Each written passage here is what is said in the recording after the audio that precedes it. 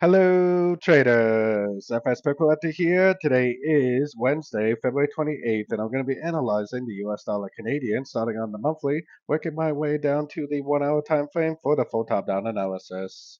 So on the US dollar CAD, I still think there's a very good likelihood that this is going to go down. I still think it's most likely going to make a five-way pattern to the downside, probably eventually go down and touch this 100% Fibonacci extension, most likely in a wave C. So let's take a look at that on the weekly time frame. On the weekly time frame, I still think this first push down right here is a wave one. I still think this push up is a wave two. We are kind of continuing up a little bit, but I still think there's a very good likelihood that eventually it's going to end the wave two and go down for a big wave three. So taking it down to the daily time frame. On the daily time frame, I had yesterday as a WXY, but now it definitely looks more like an A, three waves down for a B, and this is probably like an ending diagonal one, two, three, four, five of wave C. I think that at this point it probably is going to continue up and touch that 61.8 before it actually does end up continuing the downtrend. Probably still a one, still a wave two, and eventually start that wave three. So let's head down to the 4 hour time frame.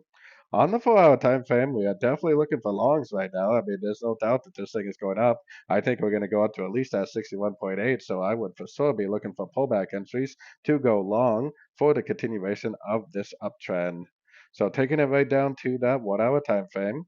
On the 1 hour time frame, I mean, I think it's extremely clear this is a one, two, three, and I don't even think the wave three is over. So I would for sure would still be looking for longs. I would have to see a pullback. I wouldn't want to go long now. I would have to see at least some sort of a three-way pattern to the downside, some sort of an impulsive move up, especially if it does end up turning at a Fibonacci retracement level. If I see a nice three-way pullback, a nice impulsive engulfing move to the upside, then I will definitely take it as a long opportunity for the continuation of the uptrend.